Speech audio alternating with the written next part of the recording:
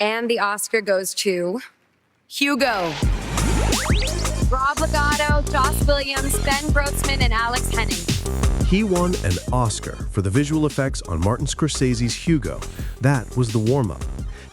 Today, he's co-founder and president of Magnopus, the LA and London studio fusing physical and virtual worlds. Over 170 XR projects, the virtual production behind Disney's The Lion King, and immersive experiences for the world's biggest brands.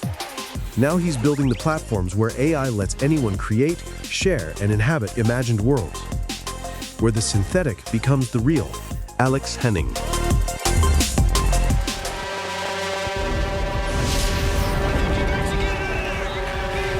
Two Oscar nominations, two BAFTAs. Twister, Star Wars, Blade Runner 2049. But the credit that quietly changed cinema doesn't appear on screen. Habib Zargarpour invented the virtual production system Jon Favreau used on The Jungle Book and Spielberg used on Ready Player One, bringing real-time game engines onto the film set. Now he's shaping how AI and real-time tools will redefine the next decade of storytelling. The artist who taught the machine to make movies, Habib Zargarpour. This is the new production frontier, in conversation with Lightrix. Hello, everyone. Ooh, very loud. Super happy to be here. My name is Tian. I'm Director of Strategic Partnerships at LTX. We are an open source multimodal foundation model, which is just fancy for give it a bunch of images, audio, text, and video, and we create something new for you. It is fully open source, meaning that we share our open weights, we share our code and trainer documentation for everyone. And I'm super excited that my friends Alex and Habib are here to join us. So we'll just dive right in. We'll start with Habib. So I think you have a very unique vantage point here. You run your VFX company, but you're also a professor at the University of Southern California, where you're teaching the next generation of filmmakers on virtual production. I would love to understand two sides, right? What have you seen in the past 6 months that have shifted how professionals talk about the use of generative AI in industry and also in the classroom? These bright, fresh-eyed people, are they thinking of AI as a new standard, as a new baseline? Are they faster than kind of like what the industry is ready for? Yeah, thanks for having me here. It's great to be part of this panel. I'm witnessing firsthand how the younger generation of directors are just diving in head first. It's a very controversial topic in film. There's a lot of, should we or shouldn't we? But witnessing the students embracing and running with the technology to be able to create entire short films. We just had a little screening of all the AI short films and the virtual production films that are created on the LED wall at USC. And one of the students showed their short film and went on to talk about it. And she said, the story for this started last night. So she'd created a film, but she entirely did a new film because she wasn't happy with the first one the night before. And it was amazing to look at. So I think what's changing is the speed at which creatives can make things. And she has a unique style, and she also filmed on the LED wall. So you could see and witness the talent in the different media continue. And what I like is when I see art that's created with machine learning, and you recognize the artist. You're like, oh, I know whose style that is. That's when I think that's starting to mature into the creatives using the tools.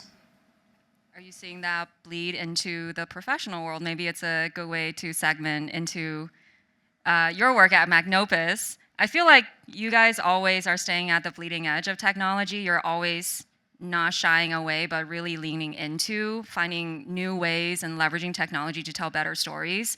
So at what point in the past months or years were you like, you know what, this is no longer experimental. I actually can see myself using this technology in my actual projects. Yeah, I think it would be difficult to sort of pinpoint a moment in time where like a switch flips. But we tend not to think of these in binary terms anyway. I think it's we start experimenting right away, and then the next thing you know, that's becoming part of a workflow because it's shown to have value or it's sped up iteration. It's done something for you in the process that previously was unavailable.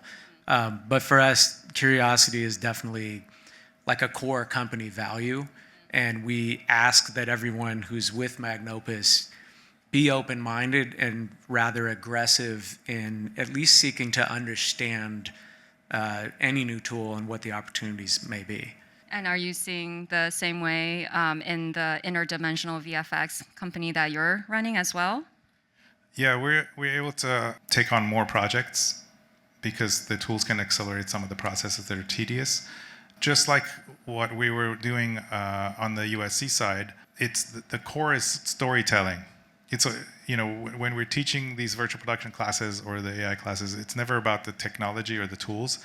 It's always about storytelling, and the tools come and go and change, but the ability to tell the story stays the same. And here you're seeing some of the technology we use at Interdimensional is this image came from a sketch I made that then I was able to render using AI, and then convert that to a 3D model so that we can get various different angles of a visual effects shot. Conceptually, this all came from my sketch.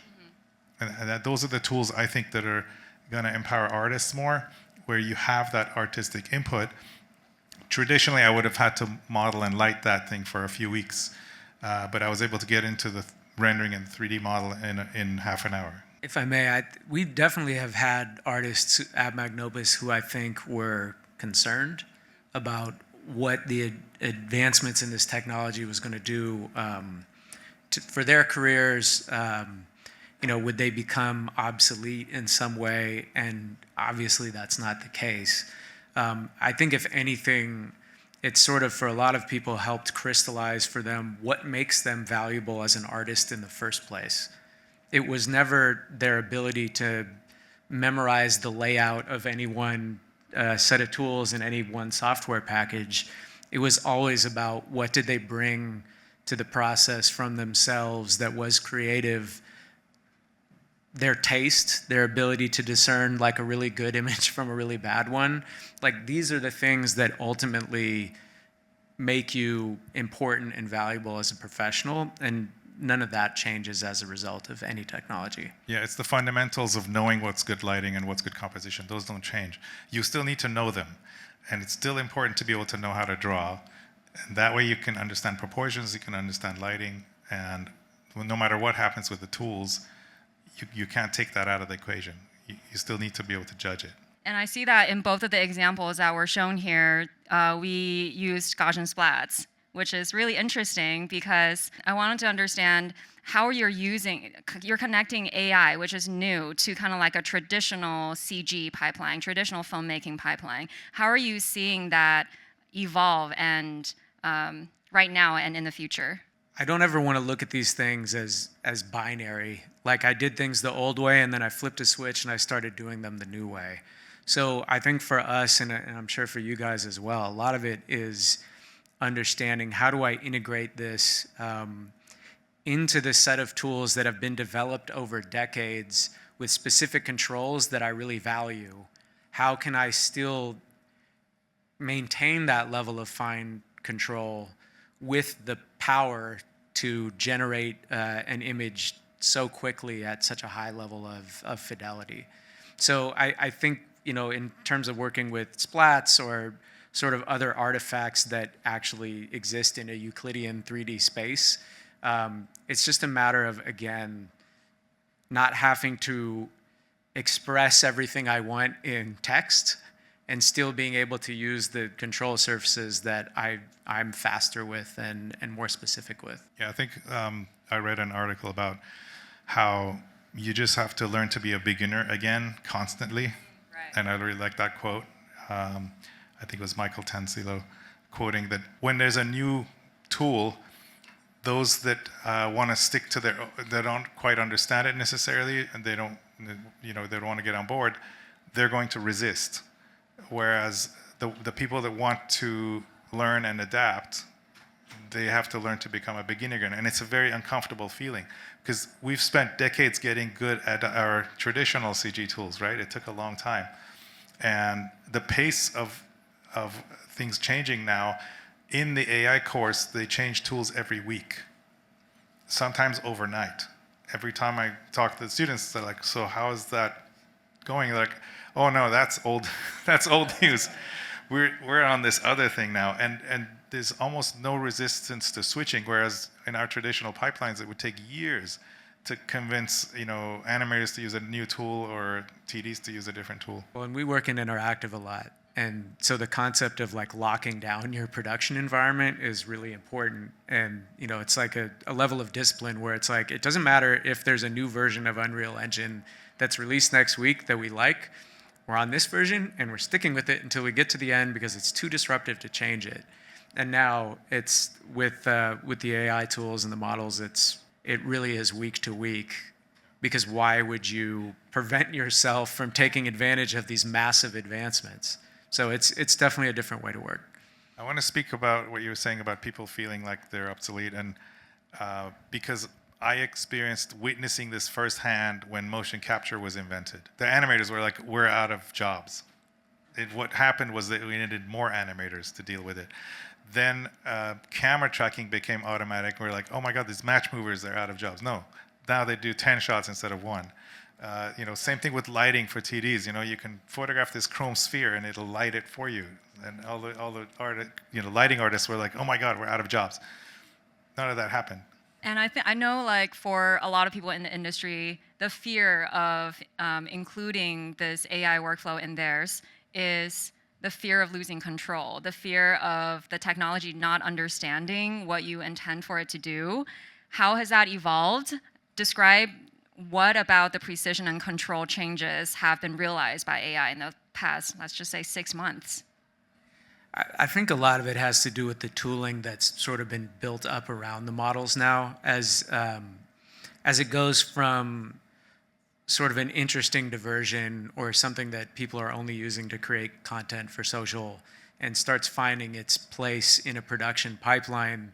Then you start to see professional tools pop up that can address it on a finer level and sort of invent different types of control surfaces for getting the results that you want.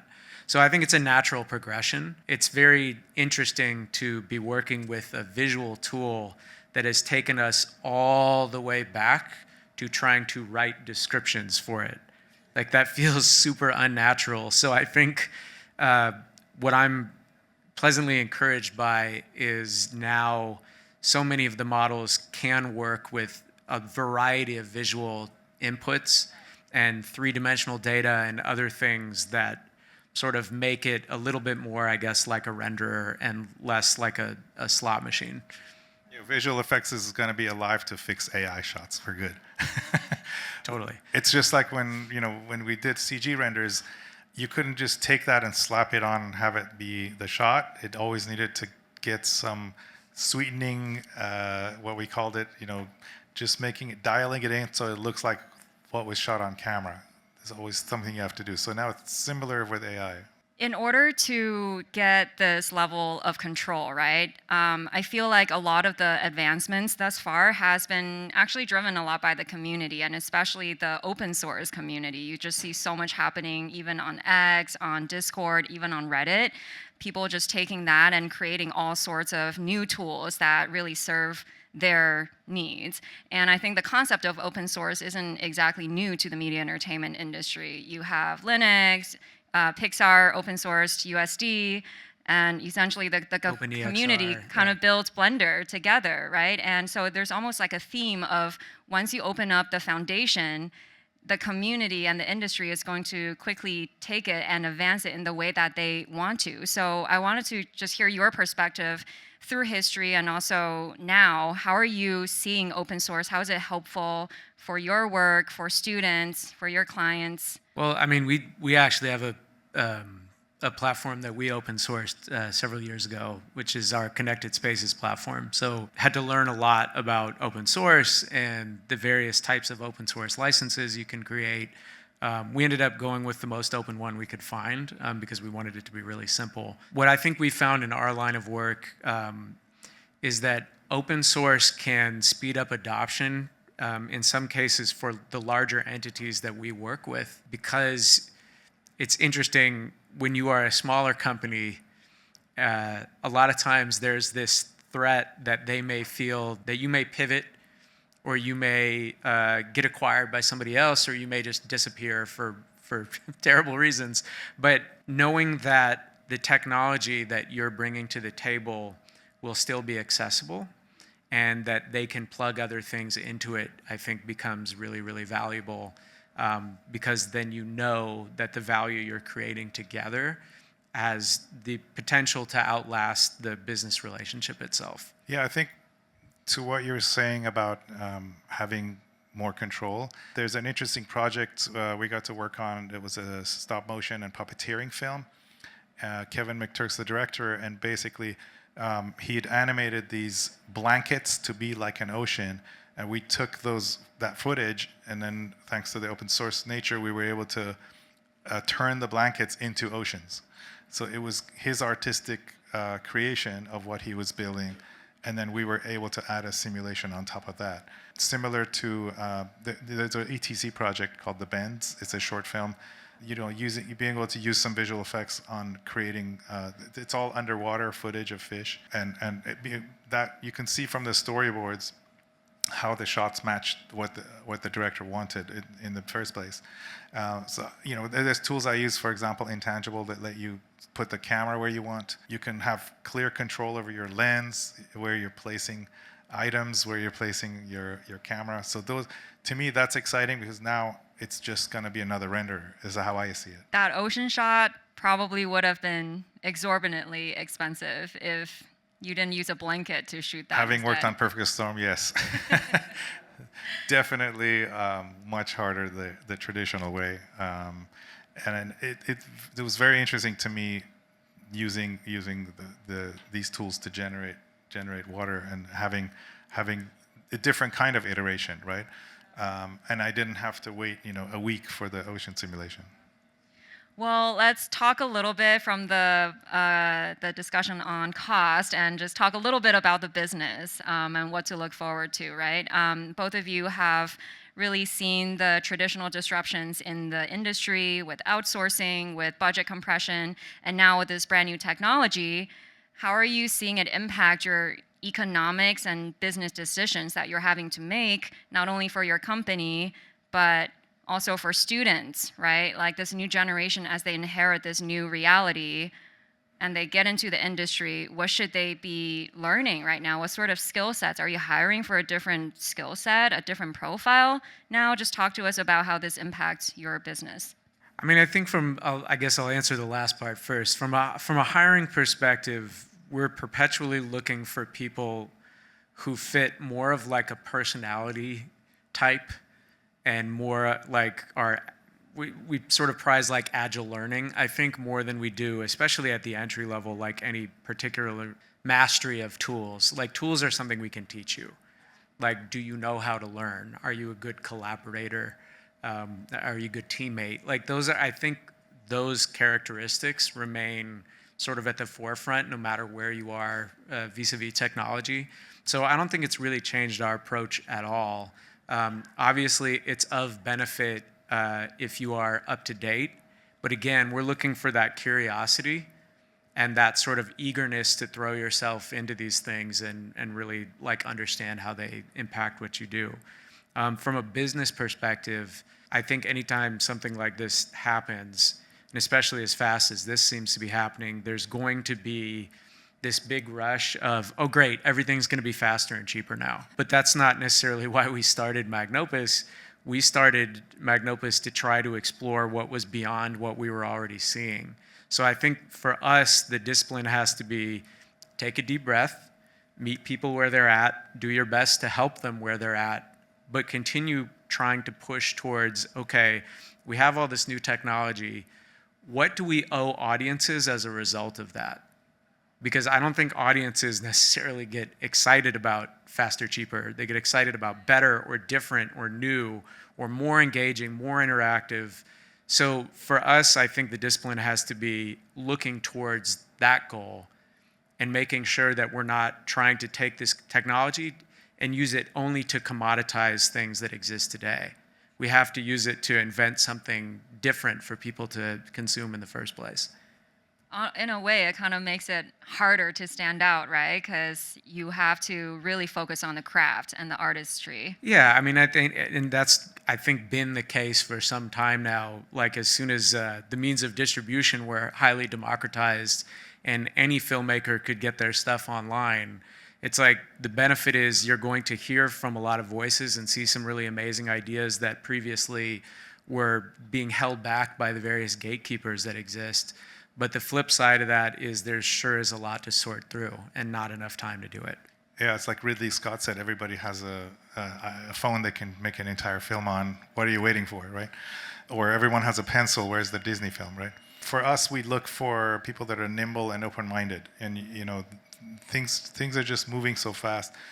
I look for talent, and I can really see it, regardless of how someone made something. You can see their consistency in storytelling, and the consistency in how they represent characters or casting, and you really recognize artists that can do amazing work, and you know, their films stand out. And I think now they can express themselves easier. You know, there's not as much hindrance to say you need to have X amount of dollars to have this big set, right? It's not so much about that anymore. And you know, from the point of view of the students, even the students that shoot on the LED wall, they actually tap in to create some shots with AI to establish the location. You know, we have a movie which starts out in a circus, and the beautiful shot of showing the circus and all the people around it. Yes, you could have done that in a game engine and spent a week animating the people, but you know, she was able to focus on the story and have the establishing shot. And there's applications for those things that make a lot of sense, you know. And I think that's a different use of it, especially and also for visual effects. If you're, you know, simulating something, I kind of equate, you know, even if you look at simulation, that's kind of cheating with computers too, right? Like, no one has time to sit down with a slide rule and calculate the position of a million particles, right? It would take a long time. So you let the machine run with it. So this is similar in terms of lighting or rendering, right? It's like taking those things and running with the data. Interdimensional, we work with a lot of independent films, and these tools allow us to be able to give them more. You know, it could be something challenging, traditionally not feasible within their budget, but now it can be more possible, you know. And I think that's also interesting and exciting, yeah. Well, thank you both so much. Thank all of you. It's been a pleasure. Thank you.